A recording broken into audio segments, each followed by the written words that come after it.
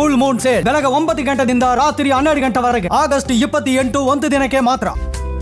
ಕೆಎಸ್ಎಂಎಸ್ಸಿಎಲ್ ಅಧಿಕಾರಿಗಳ ನಿರ್ಲಕ್ಷ್ಯದ ಕಾರಣ ಹಿನ್ನೆಲೆ ರಾಜ್ಯ ಸರ್ಕಾರದ ಬೊಕ್ಕಸಕ್ಕೆ ದೊಡ್ಡ ಮೊತ್ತದ ನಷ್ಟವಾಗಿದೆ.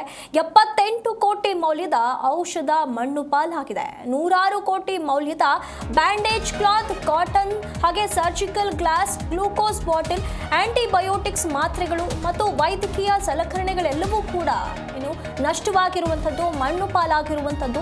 ಆಸ್ಪತ್ರೆಗಳಿಗೆ ಪೂರೈಕೆ ಮಾಡುವಂತಹ ಜವಾಬ್ದಾರಿಯನ್ನ ನಿಗಮ ಹೊಂದಿತ್ತು. ಇಲ್ಲಿ ರೋಗಿಗಳಿಗೆ ಬಳಕೆಯಾಗಬೇಕಾಗಿದ್ದಂಥ 78.24 ಕೋಟಿ ಮೌಲ್ಯದ ಔಷಧಿಗಳೇನಿತ್ತು ಎಲ್ಲವೂ ಕೂಡ ಈಗ ಎಕ್ಸ್ಪೈರ್ ಆಗಿರುವಂಥದ್ದು, ಅವಧಿ ಮೀರಿರುವಂತಹ ಕಾರಣ ಅವುಗಳನ್ನು ನಾಶಪಡಿಸಬೇಕಾದಂಥ ಪರಿಸ್ಥಿತಿ ನಿರ್ಮಾಣವಾಗಿದೆ.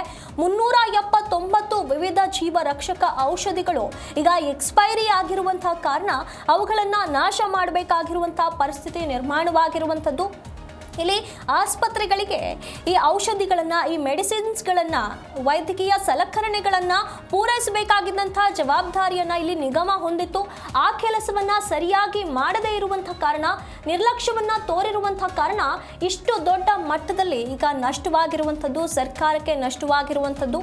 ಬರೋಬ್ಬರಿ 78.24 ಕೋಟಿ ಮೌಲ್ಯದ 379 ವಿವಿಧ ಜೀವರಕ್ಷಕ ಔಷಧಿಗಳು ಅವಧಿ ಮೀರಿವೆ. ಹಾಗಾಗಿ ಇವುಗಳನ್ನು ಬಳಸೋದು ಸಾಧ್ಯವಾಗದೆ ಅವುಗಳನ್ನು ನಾಶಪಡಿಸಬೇಕಾದಂಥ ಪರಿಸ್ಥಿತಿ ನಿರ್ಮಾಣವಾಗಿದೆ.